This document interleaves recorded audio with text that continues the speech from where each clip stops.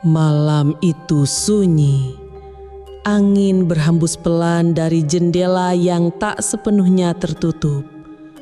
Dari balik tirai tipis, bulan tampak menggantung pucat di langit. Bu Haji Uun baru saja selesai menutup mushaf Quran setelah sholat Isya dan tadarus. Ia menoleh ke jam dinding, pukul 20.23. Biasanya putranya Fatih sudah terlelap. Tapi malam ini ada yang berbeda. Ketika Bu Uun hendak masuk ke kamar anaknya, langkahnya terhenti. Aroma wangi melati menguar tajam dari balik pintu kayu yang belum terbuka.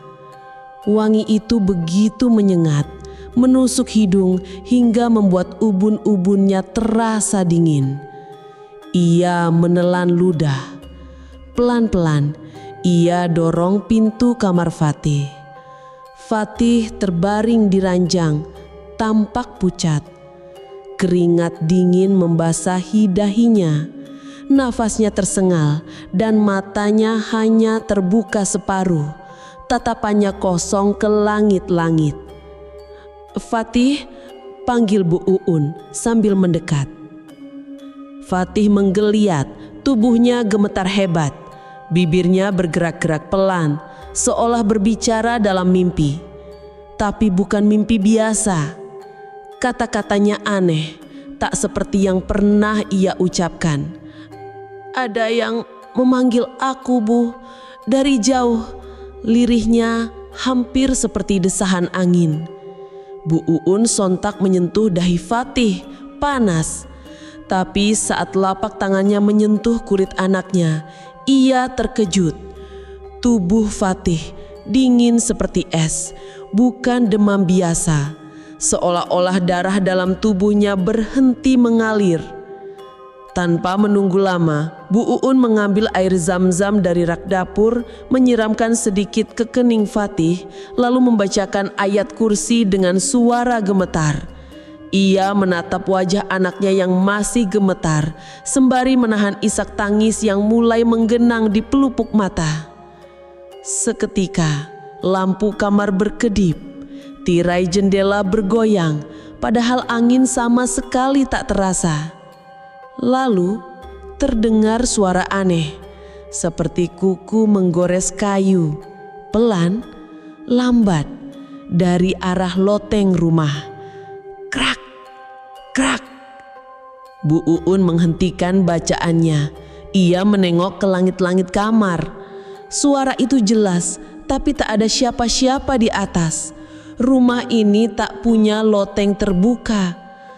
Dengan penuh keyakinan, ia melanjutkan bacaannya. Suara itu pun perlahan menghilang. Namun malam semakin pekat dan rasa di hatinya semakin tidak tenang. Pukul 2 dini hari, Fatih tiba-tiba menggeliat keras.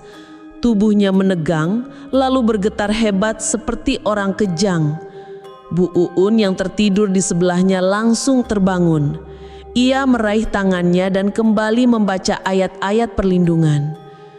Namun saat ayat itu dibacakan, Fatih menjerit lirih, tapi bukan dengan suara miliknya. Suaranya berubah, lebih berat, seperti suara lelaki dewasa yang parau dan dingin. "Jangan sebut nama itu, dia milik kami sekarang." Jantung Bu Uun seolah berhenti berdetak. Ia menguatkan diri, mengambil mushaf dan meletakkan di dada Fatih. Tapi tubuh anaknya melengkung ke belakang seperti terangkat oleh sesuatu yang tak terlihat. Lalu tiba-tiba, buk, tubuh Fatih ambruk dan ia terdiam. Beberapa detik berlalu. Nafasnya kembali normal, tapi matanya tetap terbuka, kosong menatap langit-langit. Pagi harinya Bu Uun memanggil bidan desa, namun hasil pemeriksaan menyatakan Fatih hanya demam ringan. Tapi sebagai ibu, Bu Uun tahu ini bukan sekadar medis. Sore itu ia menyapu kamar Fatih. Saat membersihkan kolong tempat tidur, ujung sapunya menyentuh sesuatu yang keras dan berat. Ia jongkok lalu menariknya pelan. Tangannya gemetar saat melihat benda yang ia temukan. Sebuah boneka jerami kecil diikat tali merah dan dililit rambut manusia. Di dada boneka itu terdapat secari kertas kuning yang tertulis satu nama dengan huruf Arab gundul, nama Fatih. Air mata Bu Uun menetes. Siapa yang tega melakukan ini? Ia pun membakar boneka itu. Tapi saat api membungkus benda aneh itu, asapnya berubah menjadi warna hitam pekat dan mengepul tinggi. Asap itu naik ke langit seperti kabut. Lalu terdengar suara jeritan dari arah rumah tetangga, Bu Mimin.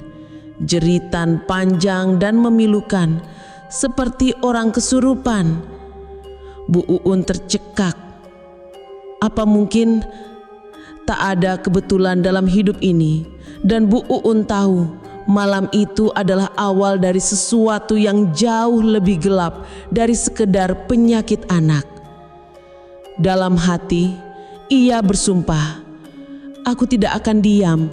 Aku akan cari tahu siapa yang menginginkan anakku celaka, dan aku akan melindunginya walau harus kubayar dengan air mata dan sujudku setiap malam. Itulah janji Bu Haji Uun kepada dirinya sendiri.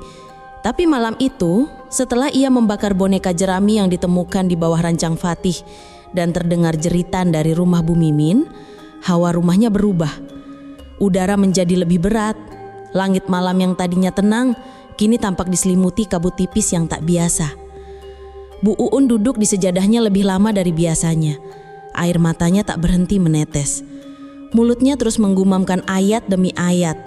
Tapi dalam keheningan itu, telinganya menangkap suara lirih dari arah dapur. Suara perempuan, sangat pelan. Seperti seseorang yang sedang mengaji. Namun suaranya terbalik, mundur.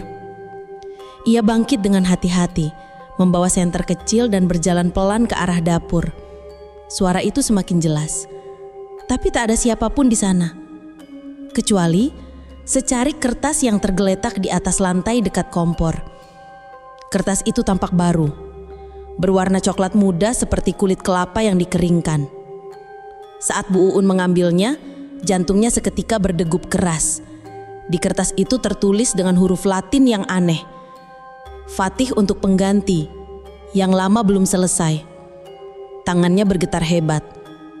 Tanpa pikir panjang, ia memasukkan kertas itu ke dalam stoples bening dan menguncinya rapat.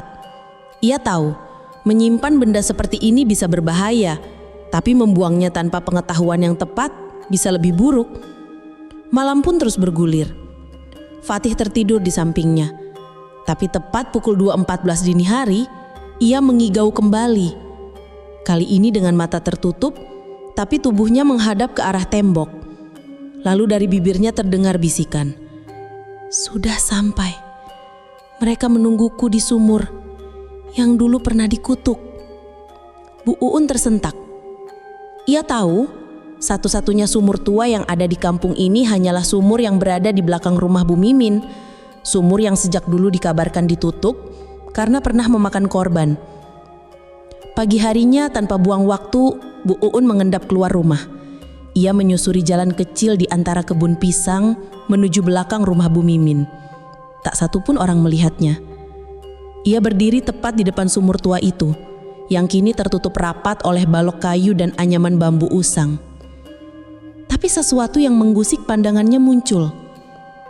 Di atas tutup sumur itu, ada bekas bunga melati kering dan beberapa helai rambut manusia yang melilit di antara pecahan dupa hitam. Semuanya diletakkan rapi seolah baru digunakan semalam. Bu Uun menahan napas.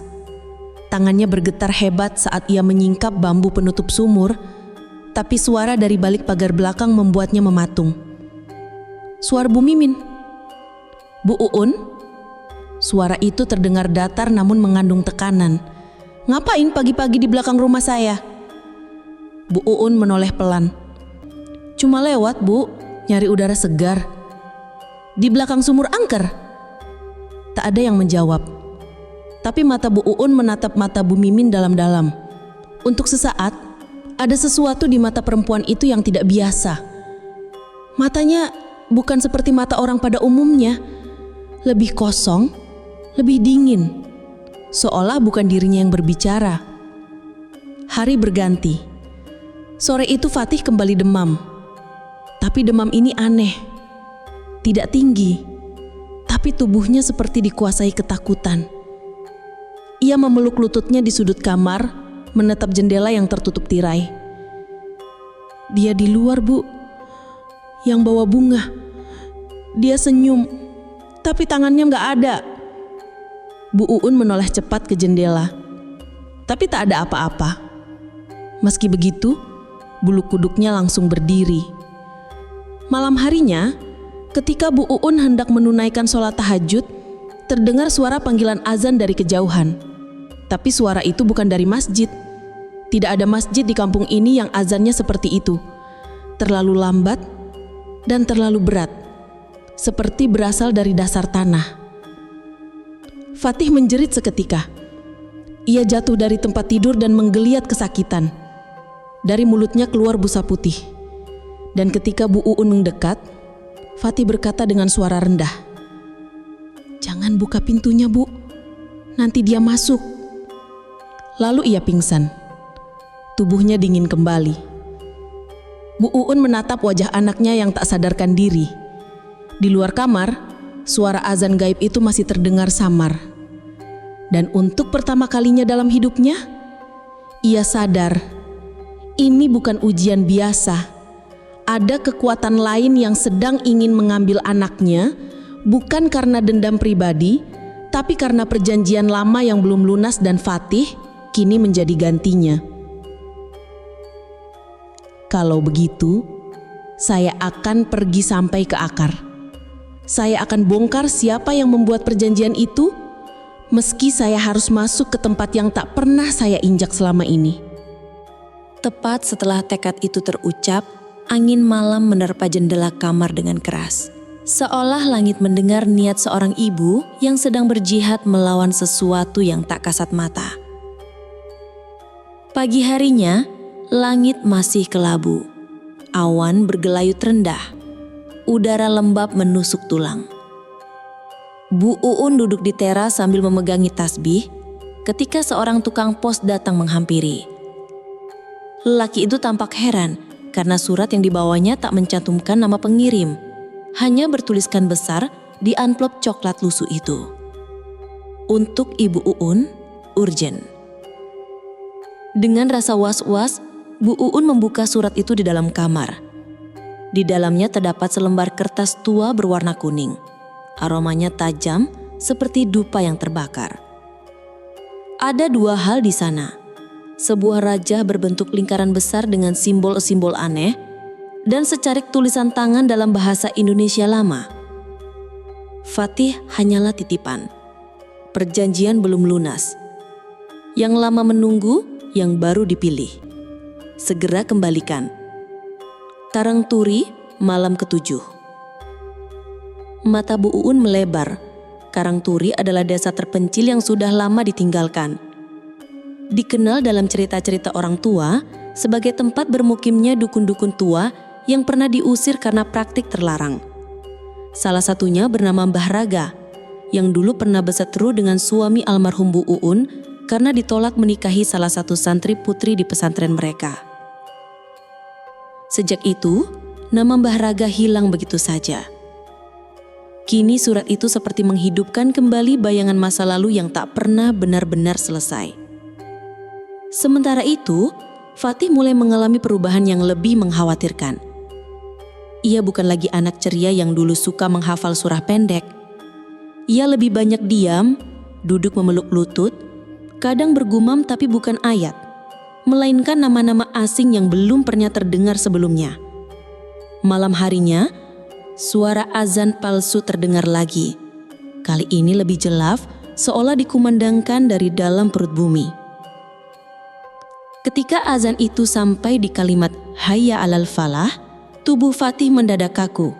Ia berdiri sendiri, menatap ke arah dapur dan berkata pelan, "Dia sudah dekat, Bu, tapi dia tak sendiri. Yang lain ikut. Mereka bawa tali, bukan untuk mengikat, tapi menarik." Ucapan itu membuat tubuh Bu Uun lemas. Ia tak sanggup berdiri. Dengan sisa keberanian, ia menyalakan pengeras suara kecil yang biasa digunakan di musola. Ia putar murotal Ar-Baqarah dan berdiri di depan pintu kamar Fatih sembari membaca ayat-ayat perlindungan. Namun, sesuatu terjadi. Dari jendela, bayangan hitam melintas.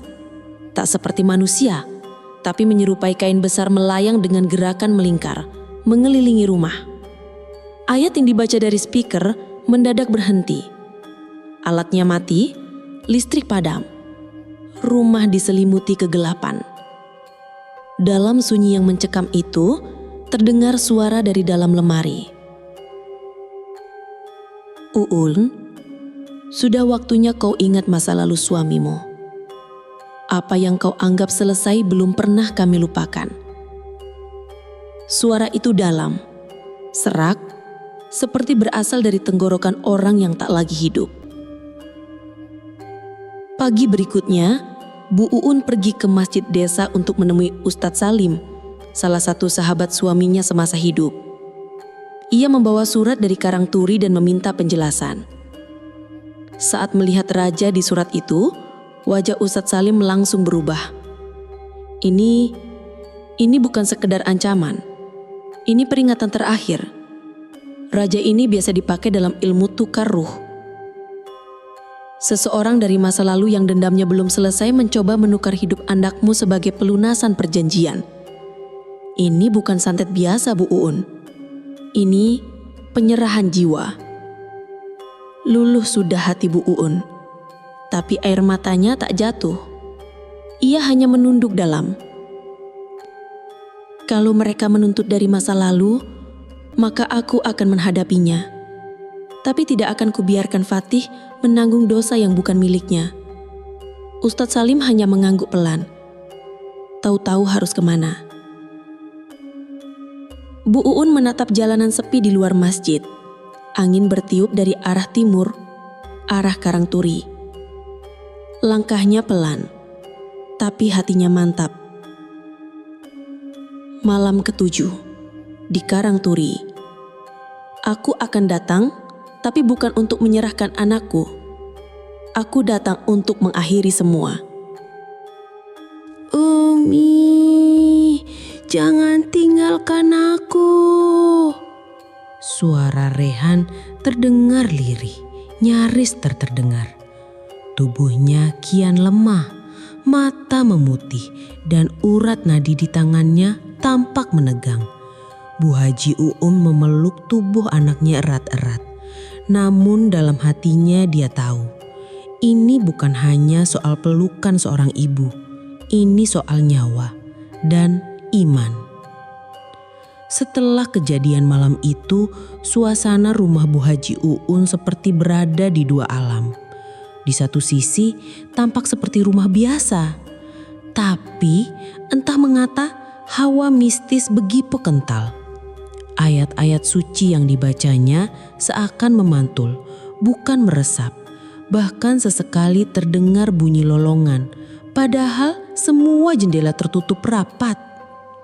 Malam itu, Bu Haji Uun memutuskan untuk bertahajud di samping Rehan yang makin melemah. Saat rakaat ketiga, tiba-tiba lampu kamar padam sendiri. Dingin menjalar dari bawah sajadah dan bau anyir darah perlahan tercium. Tapi Bu Haji Uun tetap khusyuk, tak bergeming. Ia tahu ini ujian dan ia tak boleh takut. Tiba-tiba terdengar suara pelan dari bawah tempat tidur. Suara yang familiar tapi mengerikan. Reyhan bukan milikmu lagi, Uun. Kau sudah terlambat. Bu Haji Uun membuka mata. Wajahnya tenang, tapi tangannya meraih mushaf. Ia buka halaman yang sudah ia tandai dengan benang hijau. Surat Al-Mu'minun ayat 97 dan 98. Ia baca dengan lantang. Robbi a'udzubika min hamazati syayatin. Saat ayat itu selesai dibaca, angin berhembus kencang dari jendela, padahal tertutup. Tirai berputar sendiri seperti ada yang berlari cepat. Lalu brak. Cermin besar di sudut kamar retak sendiri. Dari retakan itu muncul sosok wanita dengan wajah rusak dan rambut terurai. Si dukun. Berhenti, Uun, kau tak akan sanggup melawan ini semua sendirian. Suaranya melengking, tapi Bu Haji Uun hanya menatapnya dan menjawab dengan tenang. Saya tidak sendirian. Allah selalu bersama saya dan saya akan buktikan bahwa cinta ibu yang berlandaskan iman tak bisa dikalahkan oleh santet. Dukun itu menghilang, tapi Bu Haji Uun tahu itu belum selesai. Esok harinya ia mendatangi ustadz senior yang selama ini tinggal di desa sebelah, Kiai Fadlan. Beliau terkenal bisa melihat hal-hal gaib, tapi tak pernah memanfaatkan kemampuannya untuk pamer. Justru ia dijauhi banyak orang karena kesederhanaannya. Saat Bu Haji Uun menceritakan semuanya, Kiai Fadlan hanya mengangguk. Lalu ia berkata dengan tenang, "Ibu, yang menyerang Reyhan bukan hanya satu dukun. Ini kiriman dari 4 arah, utara, selatan, timur, barat. Dan semuanya bukan dukun biasa.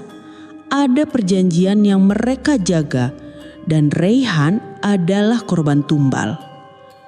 Bu Haji Uun terdiam. Ini lebih besar dari yang ia bayangkan. Tapi ia tidak menyerah.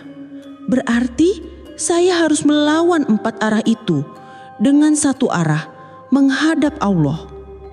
Malam itu ia mengajak beberapa santri dan jamaah wanita untuk ikut mendoakan Reyhan.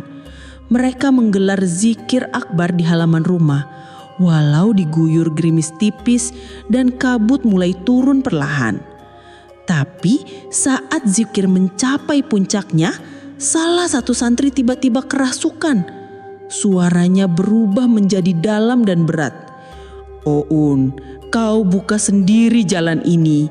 Jika kau lanjutkan, bukan hanya anakmu yang akan diambil." Seluruh jamaah terdiam, hening. Tapi Bu Haji Uun tetap berdiri, menggenggam mikrofon musola. "Saya tidak takut kehilangan apapun, karena semua yang saya punya hanya titipan. Tapi kalian akan kalah oleh cahaya yang tak bisa kalian sentuh." Dan untuk pertama kalinya makhluk itu menjerit lalu keluar dari tubuh santri itu. Tepat setelah Bu Haji Uun membaca ayat terakhir dari surah Al-Falaq, tubuh Fadli tiba-tiba mengejang. Matanya terbuka lebar, tapi yang ia lihat bukanlah dunia ini, melainkan kegelapan yang merayap masuk dari balik lantai-lantai rumah. Umi, dia ada di atas atap. Umi, dia turun. Dia lihat kita. Suara Fadli berubah, berat dan serat, seperti suara tua yang menahan dendam bertahun-tahun. Bu Uun langsung menggenggam tangan anaknya. Dengan suara tenang namun penuh ketegasan, ia berseru, "Aku tidak takut. Jika engkau jin kiriman, maka pulanglah kepada tuanmu. Anak ini tidak bersalah.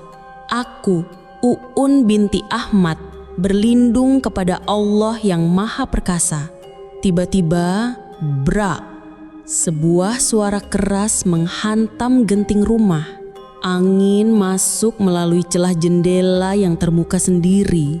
Dan di tengah suara lirih Fadli yang menangis pelan, muncul bayangan perempuan tua dengan mata cekung dan rambut gimbal panjang menjuntai hingga ke lantai. Bu Uun gemetar, tapi ia tetap berdiri tegak. "Kau, siapa sebenarnya yang mengutusmu?" Bayangan itu tidak menjawab, tapi dalam bisikan samar terdengar, "Aku hanya menjalankan tugas. Yang ingin anakmu binasa adalah tetanggamu sendiri, Mbak Rukiah." Dek, nama itu bukan sembarangan. Mbak Rukiah adalah tetangga sebelah yang selalu manis di luar, namun pernah berselisih dengan Bu Uun hanya karena pohon mangga yang daunnya rontok ke halaman mereka. "Rukiah, sampai hati," gumam Bu Uun pelan. Suaranya nyaris tercekak, tapi ia sadar marah tak akan menyelesaikan apapun. Ia kembali merapatkan sajadahnya, lalu membacakan ayat kursi dengan suara lantang. Meskipun tubuhnya mulai bergetar karena hawa di sekeliling mendadak membeku. "Wahai yang mengutus, dengarlah, aku tidak melawanmu dengan kebencian. Tapi jika kau percaya Tuhan, hentikan ini, karena yang kau incar bukan hanya anakku, tapi hatimu sendiri yang akan hancur." Dan tiba-tiba Fadli muntah, bukan muntah biasa. Ia memuntahkan gumpalan benang merah yang terikat pada paku kecil berkarat. Bau anyir menusuk hidung, seperti darah lama yang mengering. Saat itulah bayangan hitam di pojok ruangan mulai memudar. Tapi sebelum hilang, ia berkata, "Kalau kau benar, hadapilah langsung yang menyuruhku, karena dia akan mengirim yang lebih kuat." Lampu kamar kembali menyala. Udara menjadi ringan. Fadli lemas, tapi kesadarannya pulih perlahan. Bu Uun memeluknya erat. "Umi, itu bukan mimpi ya?" bisik Fadli. Tapi Bu Uun hanya tersenyum samar. Tapi dalam hatinya, ia tahu pertempuran ini baru permulaan. Malam itu, ia sholat tahajud dengan air mata. Ia tahu dukun itu hanya alat. Musuh sejatinya adalah dendam di hati seseorang yang dulu pernah ia anggap saudara. Dan saat ia mengangkat tangan untuk berdoa, di luar rumah seekor burung gagak bertengger di pagar. Matanya merah menyala. Bu Haji Uun terus membaca ayat-ayat Al-Quran di samping tubuh sang anak yang sudah 2 hari tak sadarkan diri. Tiba-tiba terdengar suara tangis lirih dari dalam dada kecil itu. Matanya perlahan terbuka, menatap ibunya dengan pandangan kosong, lalu berlinang air mata. Namun siapa sangka, kesadaran itu bukan pertanda akhir dari teror. Justru, itulah awal dari pengungkapan rahasia besar di balik santet yang dikirim pada anak Bu Haji Uun. Saat anaknya mulai bisa bicara terbata, ia menyebut satu nama. Bukan dukun yang selama ini dituduh, tapi seseorang yang selama ini paling sering datang memberi bantuan. Bu Tati, tetangga sebelah rumah. Ternyata Bu Tati menyamar menjadi sosok penolong. Padahal ia yang menyuruh dukun untuk menyerang. Alasannya? Karena suaminya dulu diam-diam jatuh cinta pada Bu Haji Uun dan menolak Bu Tati secara terang-terangan. Bu Haji Uun menangis, bukan karena dendam, tapi karena betapa dalamnya luka iri bisa berubah menjadi bencana bagi orang tak bersalah. Dengan penuh kesabaran dan kekuatan dari Allah, Bu Haji Uun tak membalas kebencian dengan kebencian. Ia justru mendatangi Bu Tati, membawakan air doa dan berkata lirih, "Saya tidak datang untuk marah, Bu. Saya datang untuk mengembalikan sesuatu yang bukan milik saya. Kebencian, Bu Tati pun menangis dan akhirnya mengaku, bahkan meminta dibimbing bertaubat.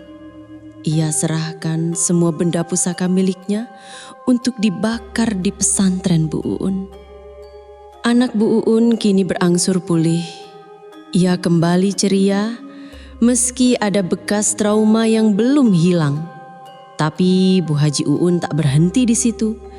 Ia mulai mengisi pengajian khusus ibu-ibu di kampungnya, mengajarkan tentang bahayanya iri, hasad, dan santet. Bu Tati pun kini jadi santri dewasa di pesantren Bu Uun. Dulu jadi musuh, kini jadi murid. Sementara dukun yang dulu disuruh datang sendiri dalam keadaan sakit keras dan meminta Bu Haji Uun mendoakannya. Di sanalah sang ustazah membuktikan kebaikan sejati adalah ketika kita mampu mendoakan orang yang pernah menyakiti.